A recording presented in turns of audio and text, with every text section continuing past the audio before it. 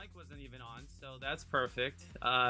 Because now I can actually tell the story with my throat clear, because I'm recovering from an amazing few days in Tampa and Orlando and the Central Florida area, because I was there, of course, for Super Bowl 55, and it was amazing. And my team didn't even win, and it was still amazing. But this is how I reacted at post game. So go take a look. If you missed it on Facebook Live, there was a guy. There are people around us. Of course, we were socially distanced in the stadium, but as a certain team was getting all the officiating calls and also pulling away in the second half, some of their fans got a little bit, talkative. So I just show aloha spirit, but you'll see one of the guys actually who comes into this video as well. And, you got to take a beating sometimes. And I took a win last year, and it was amazing. And it changed my life. I mean, being in that room, it's like in Miami last year at the stadium. And, excuse me, being able to feel that energy and that electricity from the Chiefs winning the Super Bowl last year. And this year, having to be on the other end, I was still one of the last to leave the stadium, because I'm not going to leave. I don't even care. My team loses, and it's hard to swallow. You just got to stick around and just enjoy the majesty of the Super Bowl. And I was able to do that as well. But just take a look.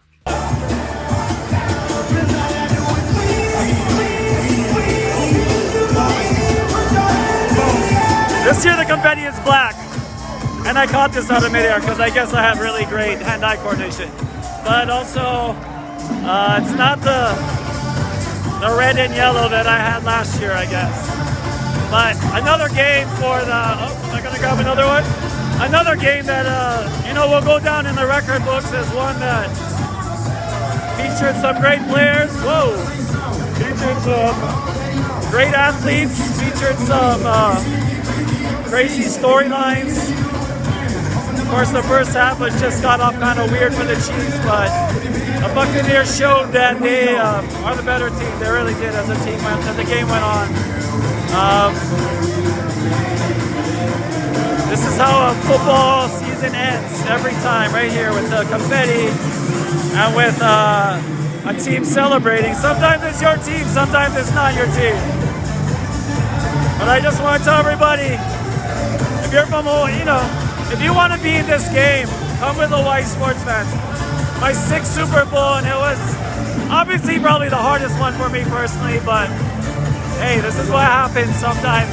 You gotta learn as a fan that you can't win all of them, and you can still have a good time. This guy right here, congrats, how do you feel right now? How do you feeling? Unbelievable. I can't believe I had no idea we were gonna win. Well, congrats, this feeling must be amazing. Right? I just won $3,000 parlay on the game. That was the last one. Thank you, man. Love you guys. Cheers, you guys. Yeah, I guess Shaka. It's Hawaii. That's Hawaii. Hawaii. Shaka for Hawaii. Oh, Shaka, you did. Congrats. That was fun. So that guy was actually getting a little chirpy, but you know what, that happens. That's football. Okay, you can deal with it. You got to be able to take it. But if you can take it, because I was dishing it back, because hey, ultimately I thought that this game was decided by the right team won. I think in the end, I think the Buccaneers crested at the right time, and the Chiefs were not headed in the same direction, going into the playoffs. So many injuries and able to beat some quality opponents in the AFC divisionals. But, it's a different thing going against a team like Tampa Bay. Of course, we're talking about Tom Brady, and what he was able to do was amazing. And for me to witness it was amazing. For me to be able to, see something with my own eyes that people will talk about forever. I mean, that's also always been my ultimate goal with Hawaii sports fans, is to... And for me personally, for Wayne Coito, that's how I want to live my life. I want to live my life by measuring it by these moments that I got to witness. And, these Super Bowls, my 6th, this one in Tampa was my 6th Super Bowl. And It's unique and special in its own way. It's funny because obviously last year, like I said, the Chiefs winning last year, the highs, the euphoria. This year, not a super low. Hey, your team loses, and I was pretty bummed and sad. I'm not gonna lie. And when the Rams lost, I remember, and I was like, okay, here's a team that I have a rooting interest in. The Rams. I was more just like mad, like how they played so terribly and couldn't even score any touchdowns. And then the Chiefs couldn't even score a touchdown either. But you know what? I don't feel the same. I'm proud of the Chiefs for making it this far. I think it was a season that was, could have been, could have gone so many different ways. So many different ways. And the Chiefs were, I think, lucky to make things work when they needed to in the postseason. And also, they're just good enough. I really think this team was a really good team and has a chance to be a dynasty and has a chance to, be in contention just like the Patriots had for solid 2 decades. Like, I really believe that because Patrick Mahomes is that kind of talent. Not to say that somebody else won't come along or the other teams won't get better. I think the NFL is getting better. I think the competition is rising. I just see that potential in the Chiefs, but it's so hard to get to the Super Bowl. It's so hard to get to the Super Bowl. But what isn't hard to get to the Super Bowl is going with Hawaii sports fans. And, for me, it starts with the excitement for me and the passion of wanting to be at the Super Bowl. And, that's something that I don't think you can find in too many places, too many other, at least companies within, sorry, I hope you all can still hear me.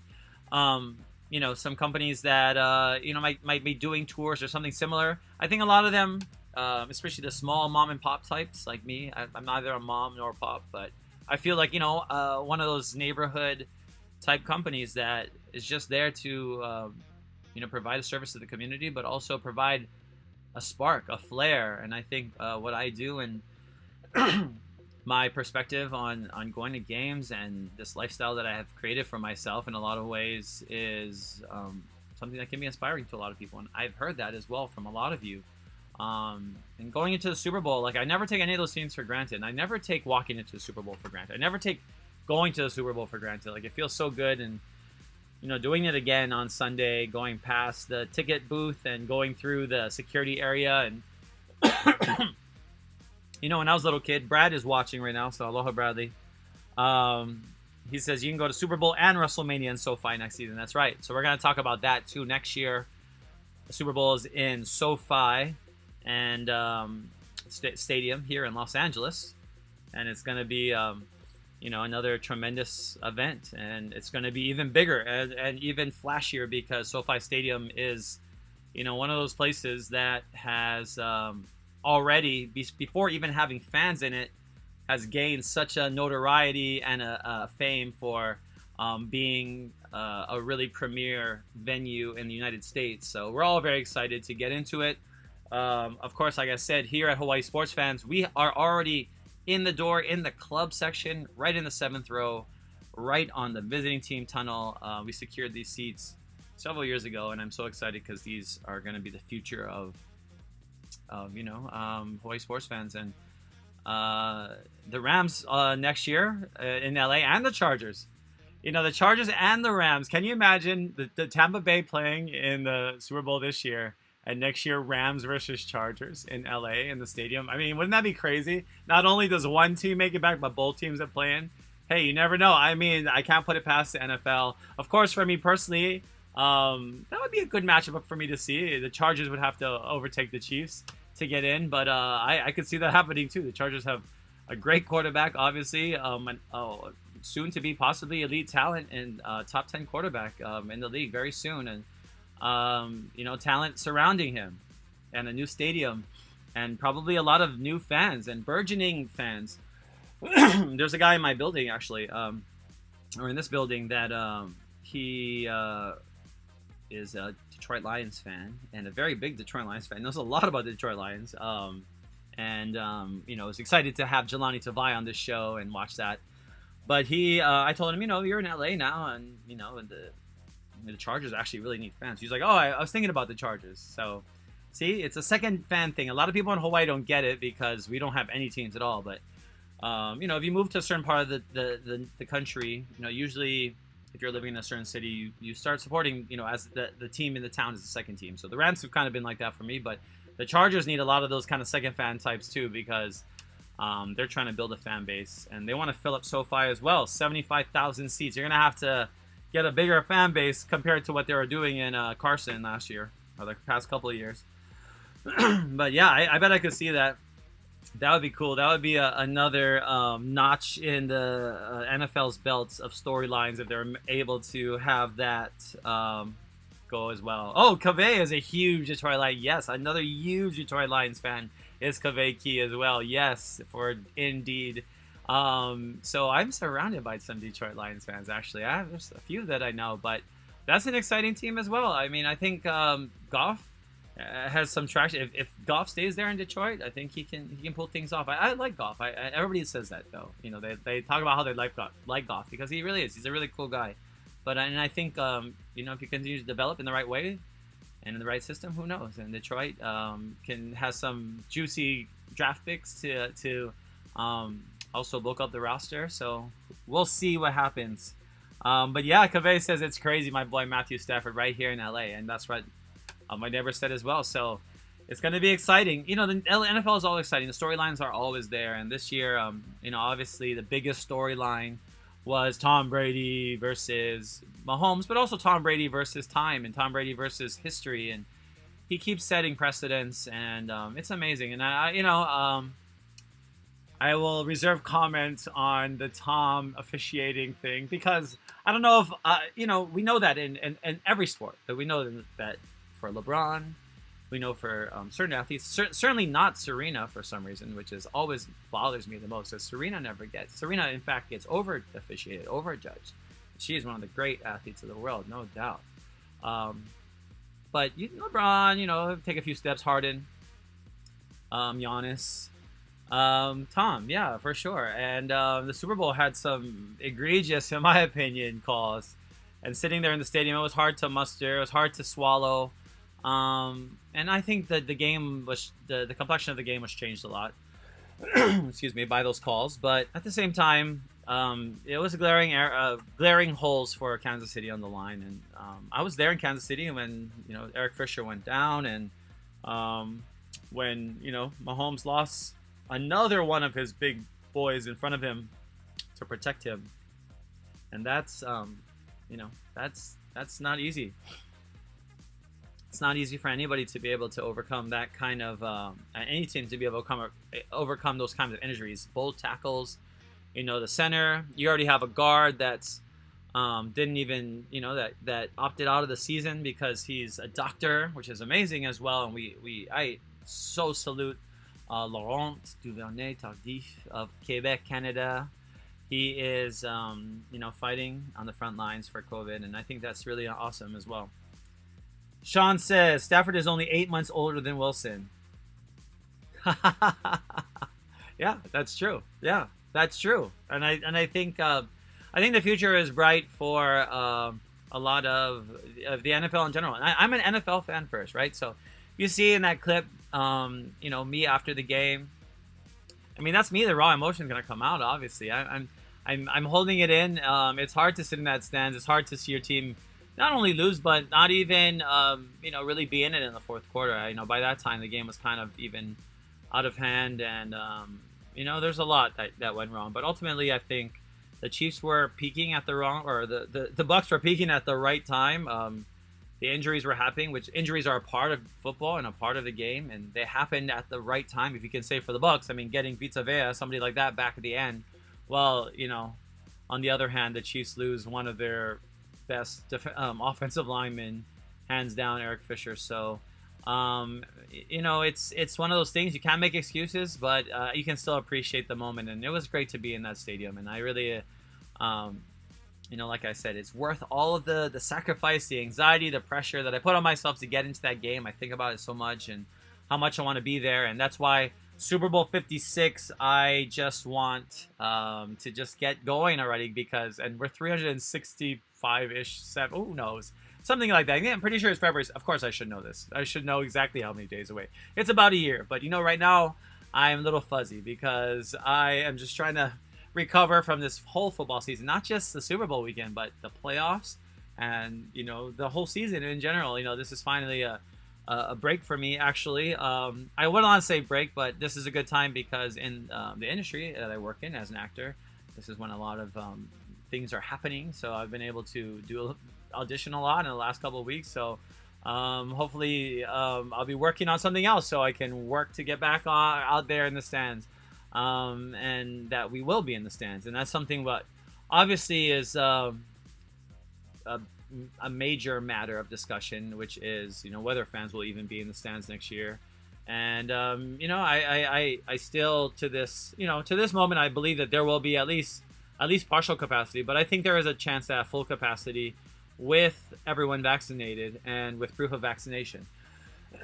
With that being said, in the at the Super Bowl, the way that they had it set up was that there was like 15,000 of the announced attendance was 24,580 or ish.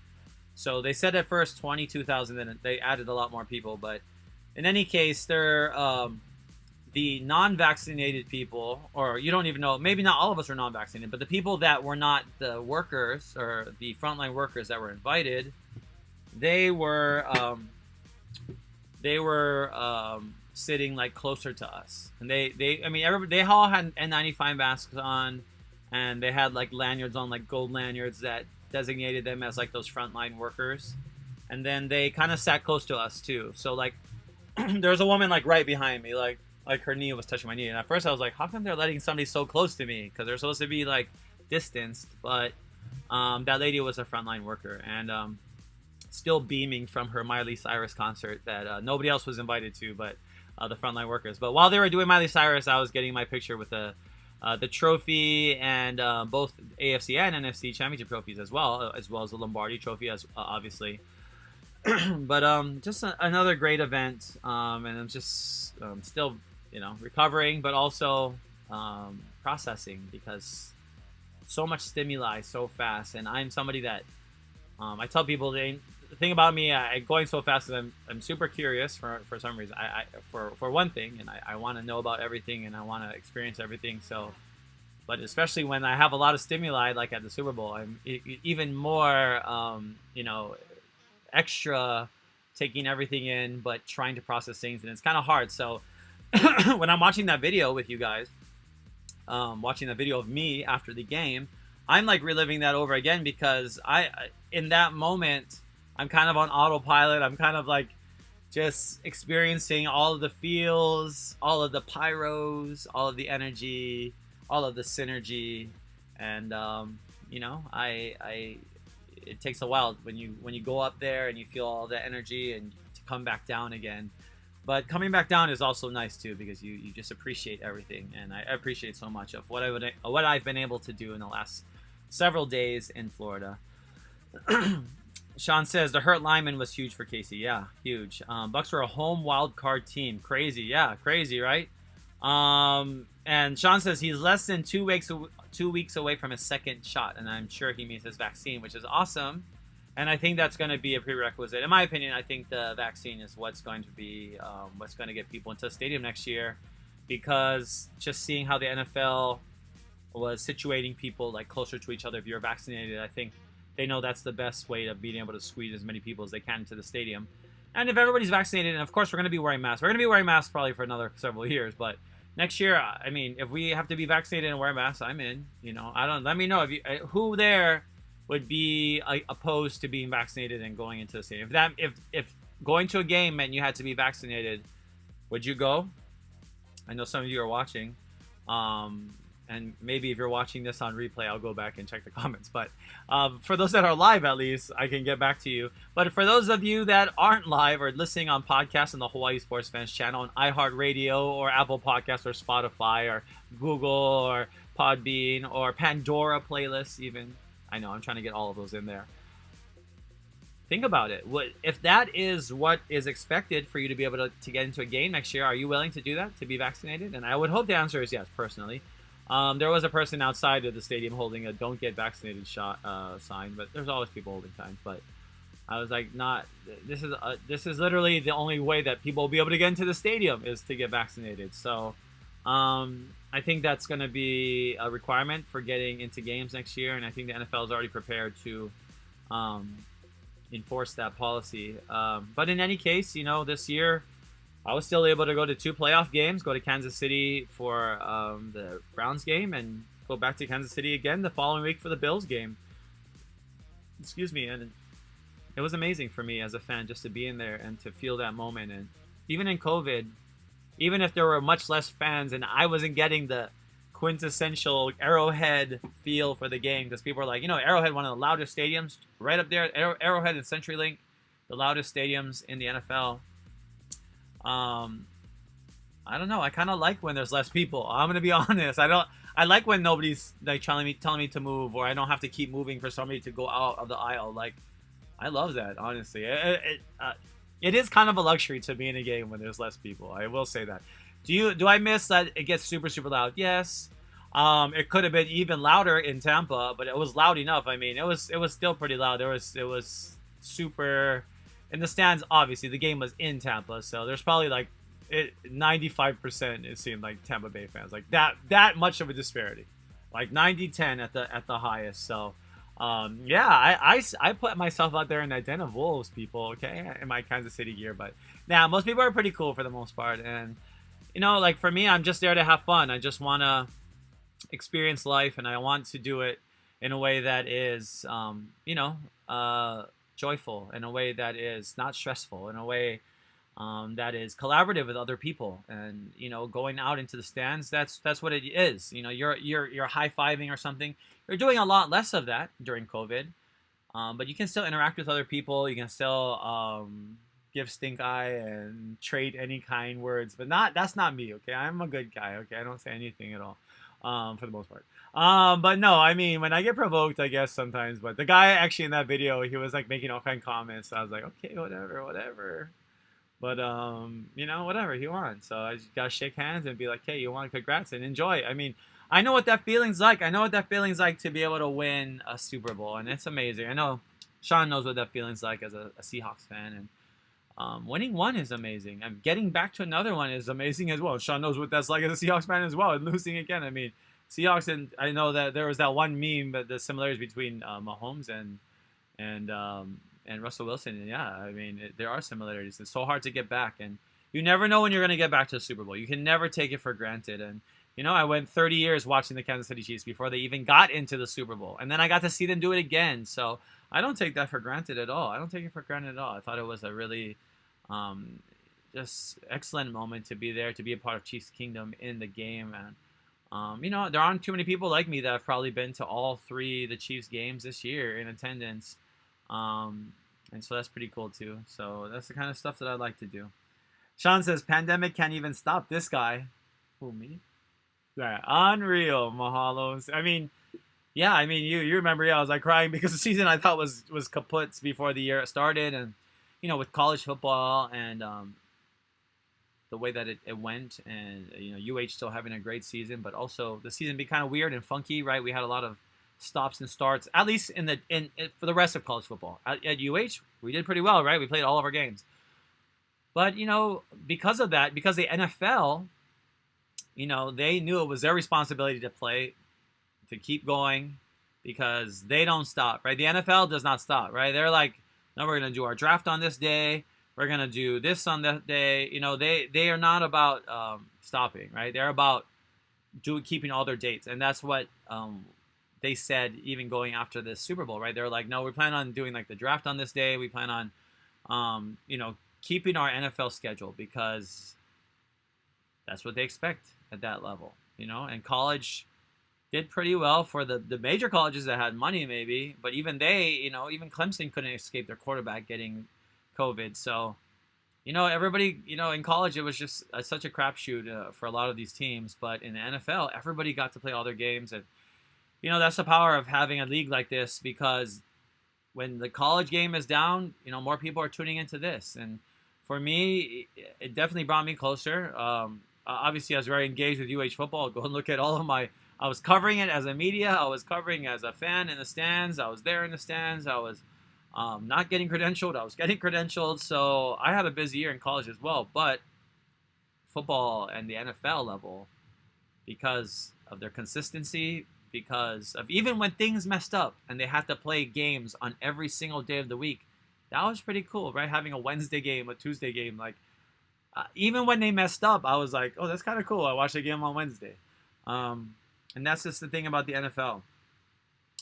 Brad says, if Hawaii could only host the Super Bowl, yes, I think if we looked at that, we absolutely could. I think the Super Bowl will eventually keep going to cities that are not NFL cities and will be used as something that would grow the game, something to grow revenue, obviously, for some places. It's going to be a big event anywhere, right? The Super Bowl was in London, it would be huge.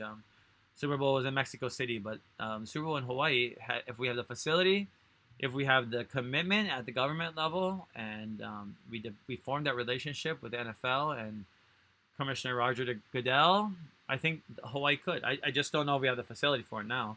But I think a 50,000 seater would be able to. I mean, actually, 35,000 seats probably would do the Super Bowl. It'd just be a lot more expensive. But 50,000 seats they could do the Super Bowl. But maybe not 35,000. So that's the only thing. But that's another story. Obviously, Governor David Ige, once someone who had greenlit and was a proponent of the new Aloha Stadium project, is now wondering, which is not at all surprising for me or for a lot of people who, are looking at this situation with the old stadium, the old Aloha Stadium, and the new Aloha Stadium, and understanding, why the government, or at least the Stadium Authority wants to withhold funding from the old stadium so that we can focus on the new stadium. Governor Ige is saying, how about we just scrap this whole new stadium altogether? $350 million, which is in partnership with private partnerships. So, it's who knows? I don't know what we can retrofit Aloha Stadium and keep it 50,000 or close it in. Maybe. I think that anything is possible. I to be honest, so I'd like to go in the way of having a newer stadium. I would like to keep elements of the current Aloha Stadium. I would like to keep some of the facade. I mean, some of it is so iconic. Like, you can't just get rid of something that's iconic. It has a look, it has a feel to them.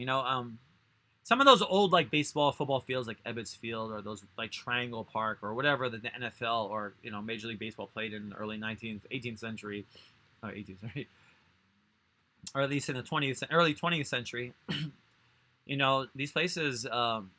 It'd be cool to be able to see them now, right? And they're all torn down. Even old Honolulu Stadium, right? It would be cool if there was just a facade, even if they kept one part of it up at the current stadium park, just something to remember, this is there. So I hope that is worked into the stadium, something to do with this,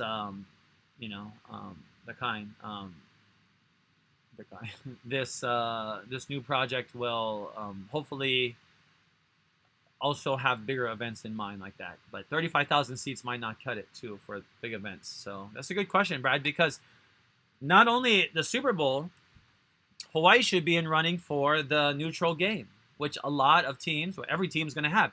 Every team's going to have 17 games. You cannot play 8 home and 8 away, and then what are you going to do about that one neutral game? And that's what the thing. You got to probably make it a neutral site game. Maybe some teams, I don't know, maybe they'll do some formula where some teams will have it an extra road game, an extra home game, maybe. But I think the easiest solution will, and it would also fit the NFL's initiatives to have one neutral site game. And that could be not only in places like London and Mexico City, but places like Hawaii, places like Tokyo, places like, I don't know, Omaha, Nebraska. I don't know. I mean, even places that maybe the NFL doesn't have a team there, but it's in the U.S. and they want to grow the game there, or they want to have rivalries, maybe bring in 2 teams that are, close in, like a border war or something, or you can have teams that, Tampa versus Jacksonville or something. If they play each other, you can have it somewhere in between in Florida.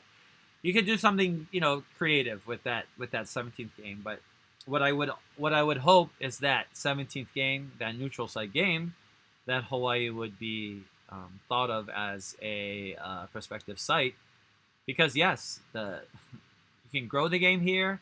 Hawaii, we just really need that one game a year.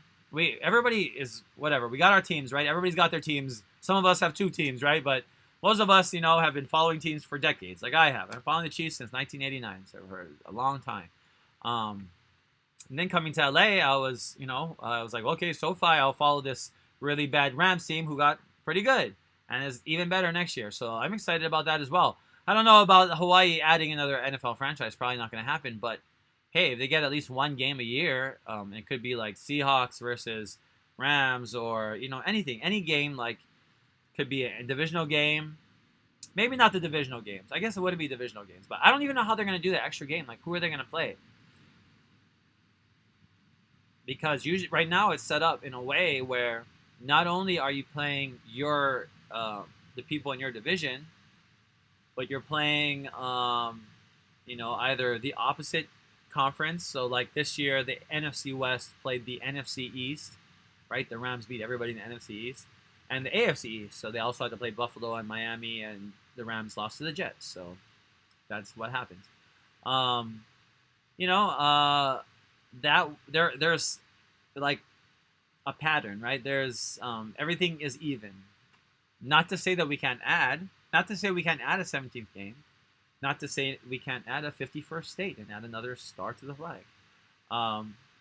But that's what's going to happen. We're going to be able to have very creative ways of scheduling games because, hey, teams can start playing in Hawaii or start playing in Alaska. I don't know. The NFL can have some leeway in that 17th game, and that's a long way to be able to go around and talk about the Super Bowl. But Brad brought up about Hawaii hosting the Super Bowl, and I think it's all going to come down to the facility. But I think it's a possibility if the facility is there. Timmy, aloha, Timmy. I did have a blast in Tampa. Mahalo, it was amazing. Brad says Hawaii can get XFL, yeah, especially with The Rock owning it for sure. Now that The Rock owns it. And XFL would be good. And XFL would be perfect. The stadium would be perfect. The new stadium in that side, that's a perfect XFL side. So I could see that. And why not? I mean, we could keep a lot of players home, local players, Asian Pacific Rim, people that live in these countries, players from there, all over.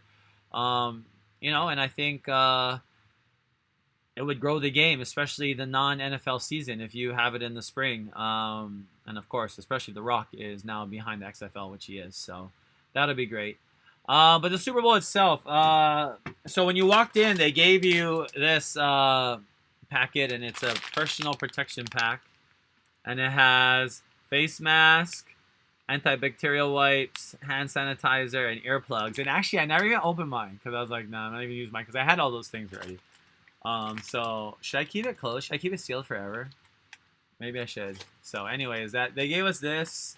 After the game, I was scavenging custom stuff, and then this is what other people were holding. Like, they had so many people like, please wait, and then they're like, face coverings required. So this was there everywhere because obviously we needed to keep our mask on the whole time. Like, they were pretty good at making sure like you were actively eating and drinking, and everywhere I went. Even when I was in Kansas City, it was similarly. The ushers, there's not that many of you, so they can see everybody. They just go like this. They can see everybody. So they're like, face coverings. Okay, hello, face coverings. Okay. And please wait. Stop. Anyways, oh, I had my cup over there. Oh, okay. Also, they had these signs, which I guess they wanted us to hold onto. We had these on one thing, so I have this one. It says, this one was mine. Thank you, frontline workers. And then the one next to me, which I brought as well, because it says, thank you, teachers. And because I was a teacher once as well, I like this one. So this will go in the cave somewhere. That's just some of the cool stuff that they had. I also have, of course, confetti. So the black and gold, black and silver. And they were in the shapes of Lombardi trophies, too, which is kind of cool. So there are some a shape of Lombardi. Also got this cup. Oh.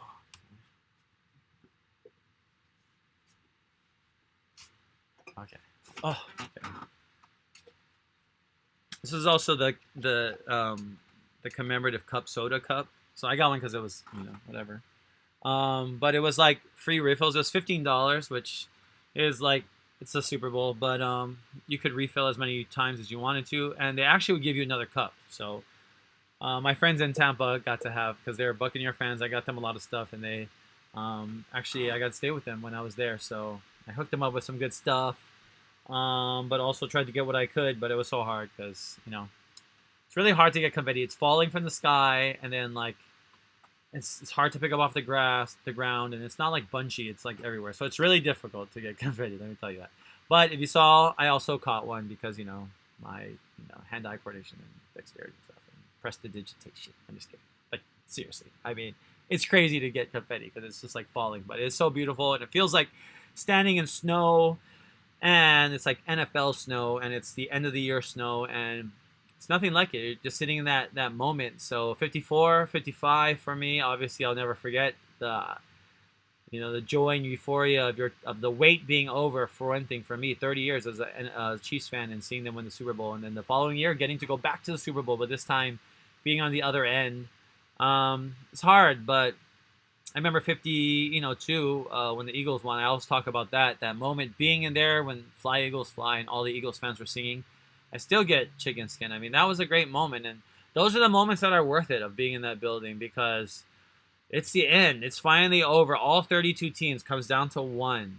Comes down to just one team, and that's what the Super Bowl is. It's the end. It's the grand finale, and there's nothing really like it.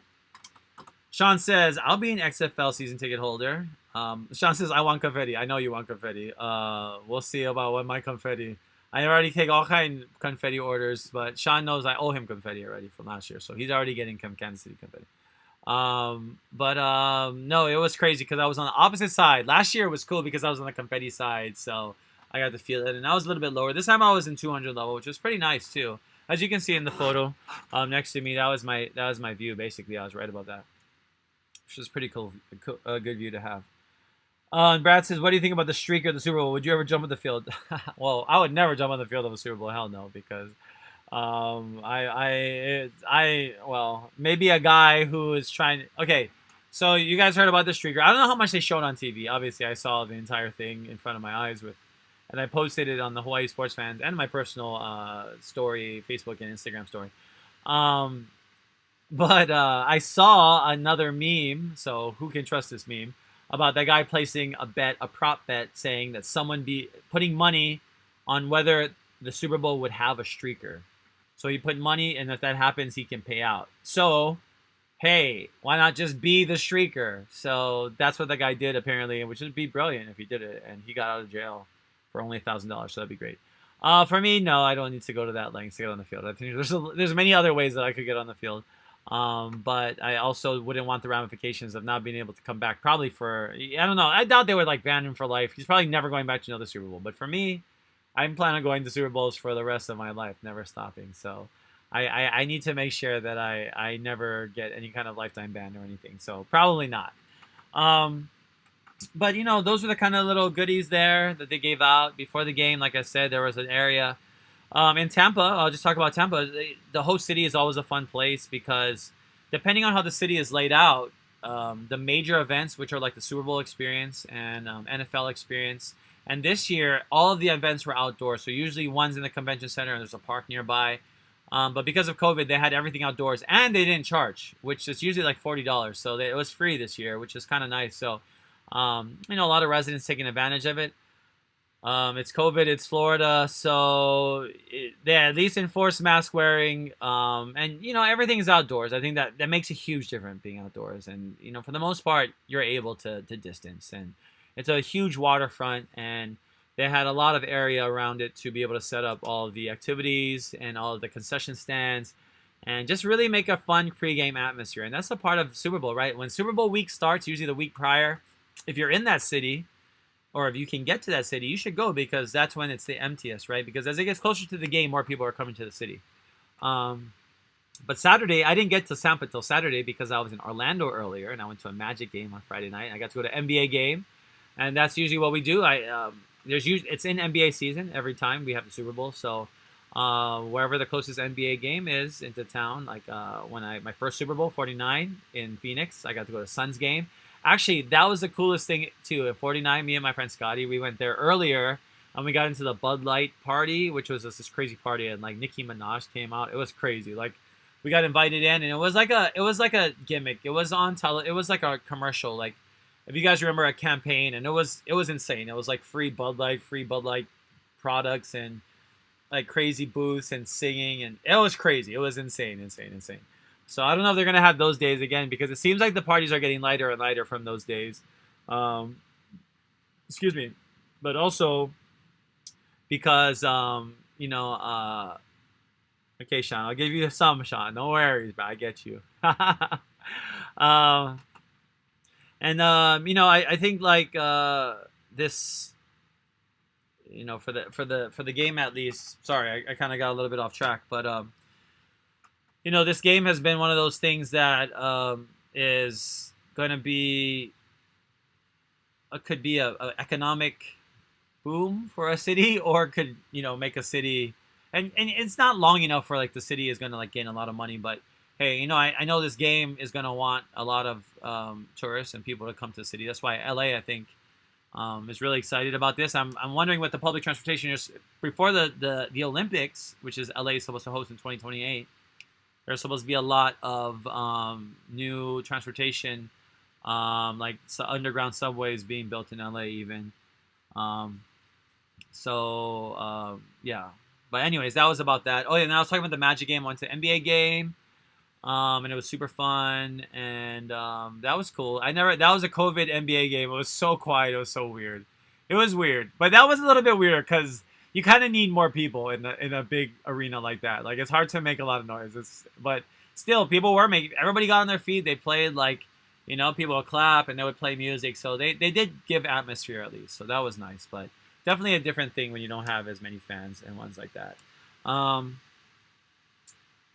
says, what about UCF? And that's right. I went to University of Central Florida. So I'm going to make a lot of videos. I know I wanted to share some things on this show, but I kind of just want to talk with you guys. I'm so like exhausted, one thing, but second of all, just overwhelmed with all of the experiences that I've had in the last 3-4 weeks with these playoffs, and especially in Florida, and how amazing it was to be there, in Orlando as well, and going to UCF and seeing that campus. So UCF, we talked about it on the Real Ones podcast, so we're going to bring that back up again with some of my boys. But one of the topics we talked about was Central Florida and Mackenzie Milton, and a lot of the pipeline that's been started with Dylan, Gabriel, and obviously Titus Atsmalala going over now to UCF, and Lokahi. They're just building a pipeline now from Hawaii to UCF, and UCF is unlike a lot of schools because it's not unusual for a school to have a little bit of a Hawaii pipeline, but this school loves this Hawaii pipeline, and they are willing to call themselves like University of Hawaii East or whatever they said. And honestly, some part of me is like, oh, kind of cringy because being Hawaiian, but at the same time, I get why they're doing it. I respect a lot of their hustle and going to their campus, going to their stadium, which is not a very glamorous stadium. This is a big aluminum stadium, but they really know how to make areas just fun, like cabanas behind the goalpost. Think about that, right? You score a touchdown and there's like beach cabanas lined up along the goalpost. So there's people out there, and you probably see it on TV, but that's pretty cool. What's the coolest thing is they're about to break ground on a lazy river in like a little club area, which I think is pretty cool. It's going to be right outside, like a tailgate area, and then you go from that lazy river into the game, which I think is pretty cool. I think that the new Aloha Stadium should incorporate some kind of water fixture. We're Hawaii for one thing. Maybe we need to have the stadium right next to Wet n Wild or something, right? Or just put one of the slides, right? I just like the water, especially when you're in a tropical environment, when like water is one of those things that is a part, like even in Arizona they have that pool in right field at Chase Field, one of my favorite major league ballparks. But yeah, Central Florida, they have like club sections. They have a section where there's a private entrance and then a club on the concourse, and nobody can get in on the other side. So kind of like Cowboy Stadium. Certain parts you can't get through the concourse because you have to go around because that's only for like that club. They have that as well. So a lot of these elements, if UH is building this new Ching Field or this new on-campus facility, that's what they're going to have to do as well. They're going to have to, create some areas like that where you can have premium areas and for one thing, bring in more revenue, obviously. But entertain in a way that hasn't been done before, especially not at Aloha Stadium. That's so important, and I talk about all the time. Having fun, being entertained. Even if you don't like sports, you can still have fun. I believe that anybody can have fun on my tours. I really believe that. Even if you don't like sports, people come on my tours, they'll still have fun. They might not want to pay for them if they don't like the games, because, yes, tickets for games are kind of pricey sometimes. But, hey, even if people don't want to come to the games, I'll make my tours fun. And, usually the games will be fun anyways, because professional games, it's about the atmosphere, and it's about engaging fans, and I'm already engaging fans as well when I'm bringing people with me along on these tours. So Hawaii sports fans, Super Bowl 56, Los Angeles, actually just outside my window, not too far away. Now that I'm in Los Angeles right now, headed into the off season. So thinking about next year, but really thinking about the Super Bowl because I love this game so much, and I tell people that if this is really what you want to do, first of all, you have to know that you want to go to the Super Bowl. And when I say that, I mean go do a little bit of research on price, and go see if you're interested in spending that much money. Because for some people, that's like, oh, I might want a secondhand car or something, which is understandable, and a decent secondhand car at that. And the thing is, it's funny because the experience to me, the price tag to me it's just a thing. It's just the money, and obviously now having to pull the trigger, and pay my entrance into these games a few times. It's just a sense of relief and happiness once it's over. Despite even Kansas City losing. I mean, I've been going to Super Bowl even when my teams are in it, when I just have no rooting interest. Right? My first ever Super Bowl, I'm wearing a Seahawks jersey, which I always laugh at because I thought that was going to be my only Super Bowl. I was like, this is the only one, 49. I got to pick a team. It can't be the Patriots. So I guess I'm going to cheer for the Seahawks and say, Sue. But let's see if anybody gives me a Hawks back. I'm on a little bit of delay. But yeah, I mean, I'm planning to do it in 56 in LA, and I already have a lot of people interested. A lot of people, and I'm telling you, next year is going to be the year to do the Super Bowl, SoFi Stadium. Sean says Bounce House. Yeah, and UCF, that's the name of their stadium, Bounce House, because it bounces, and all those kids jump around. There's like 50,000 seats. It's crazy. It's crazy. It's really cool to see from the outside. It's really flat, obviously, if you've been to Florida. And, there's like sand somewhere, so there's a little bit of beachy feel to it as well. So I can see why a lot of kids would the climate is similar, Is it Hawaii? No. Does it have trade winds? No. It has probably worse humidity, but it's nice not to be freezing, There's people that go to Pullman, Washington. By the way, that one, yeah, we know what happened there at Washington State. So I don't know. Will we see more kids going to UCF? Hawaiian Airlines has a direct flight now from Honolulu to Orlando. Uh-oh, that's not good. If that pipeline's gonna stay strong, those kids are gonna be Pualani Platinum members soon, and possibly those coaching staff as well stealing and plucking some kids away from the islands because. Another thing about that place was just the cohesion of the campus. It's a huge enrollment over there at UCF. And they have a huge student-athlete village where all the athletes live in. So, stuff like that. And they even have an on-campus bar. And, on-campus, an Amazon store.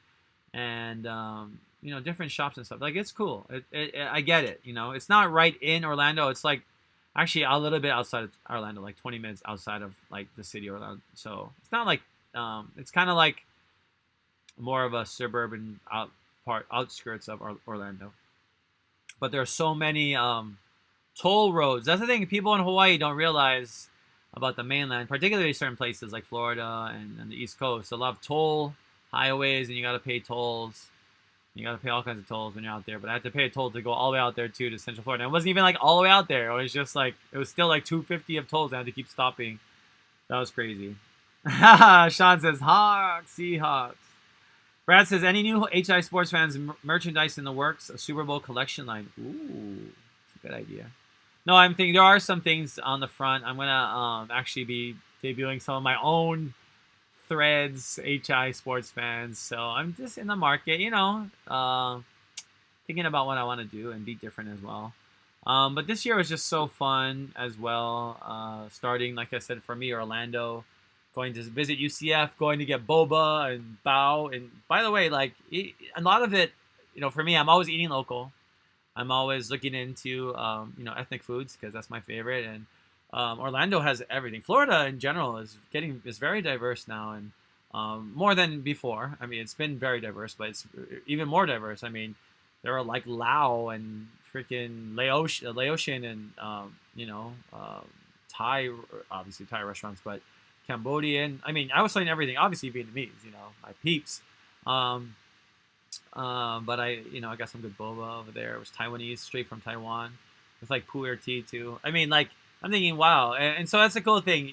As I go to these places, I get to discover these new cities. And Orlando, I've been to several times in my life, but this time I didn't go to Epcot or to Islands of Adventure. So I got to just see Orlando, which is cool as well. Just to see the town, the city. It's not a huge city. It's big. The buildings, there's some big buildings, but it's not super intimidating, and it's kind of like Kansas City, and Kansas City was one of those cities too. It's not a massive city. It's big, but it's not like it's not overwhelmingly big, like New York City or Chicago, where you're like swallowed by the city because it's so big, and these buildings are skyscrapers all the way up to the stratosphere. But Orlando's not like that, and neither is really Tampa, but they're very similar places, very close. So that's why I drove from Orlando to Tampa, and actually I drove back from Tampa to Orlando and flew out of LA, flew out of Orlando to go directly to LA. But that's how close those places are. Got to see some friends along the way. Shout out to Lori Lay and Pat. I met them in Gainesville, Florida, 2008, Hawaii versus the University of Florida at the Swamp. Tim Tebow, Urban Meyer. Tim Tebow played all the way to the fourth quarter. Hawaii lost 42-10, I believe, the final score. What was the final score? I don't remember.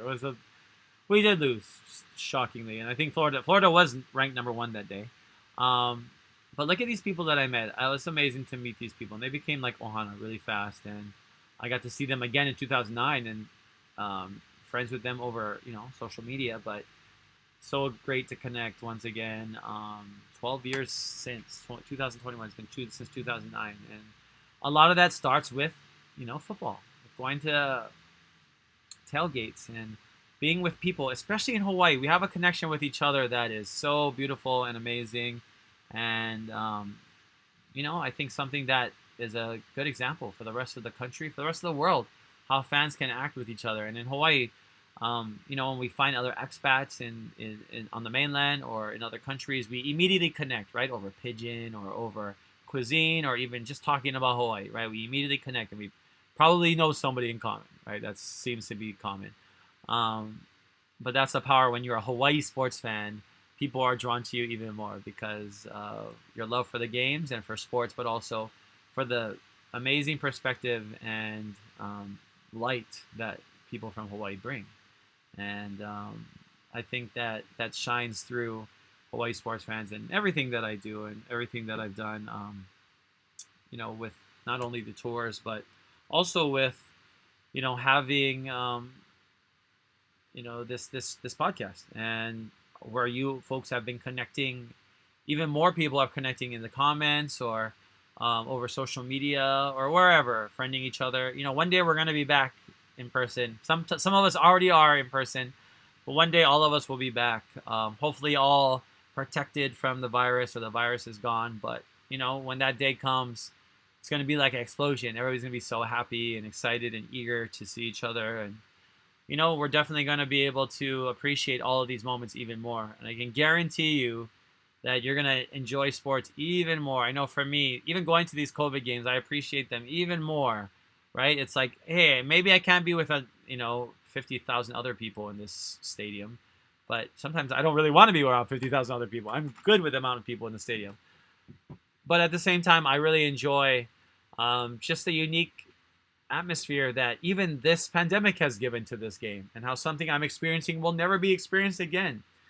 And that's why when I have signs like please wait, and I turn them over and it says face coverings required, it takes me back exactly to Super Bowl 55, Tampa, Florida, Raymond James Stadium, and also this entire era of sports in the pandemic, which has been interesting and different and will be something that we remember forever. So don't take even this time by granted. I think a lot of us are going to be in the off season busy, considering our futures, considering what we want to do when next football season comes around. And I hope you keep us in mind, Hawaii sports fan.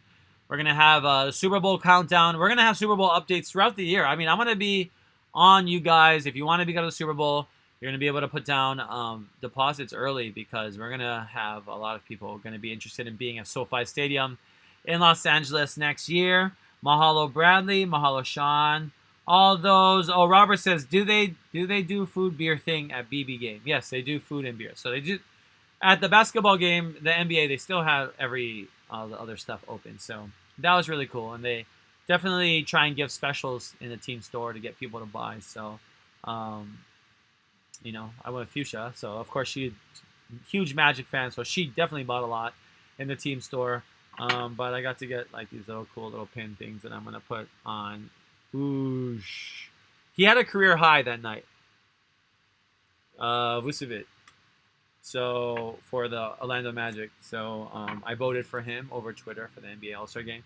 But to be there on his career high game, that was pretty cool. So I'm always going to games and wondering, you know, what storyline from the game. And you know, when it's a regular season game, sometimes you have to come up with some being creative. But that's cool. Vucevic is his career high game. So unless he scored another career high since then, I don't know. The game was only 5 days ago, so I don't know if they had another game. But Aaron Gordon, one of their other best players, is out, so he's been able to score a few more points. But that was a cool thing about going to the Magic game. But I'm just looking forward to this offseason, connecting with all of you. Please continue to support Hawaii Sports Fans at HI Sports Fans on Twitter, on Instagram. Facebook.com, you're watching us right here, /Hawaii Sports Fans. And that's the same on YouTube, youtube.com/Hawaii Sports Fans. You can also find us on the Hawaii Sports Fans channel. That's the Wayne Coito Show on podcast. Also, the Real Ones podcast.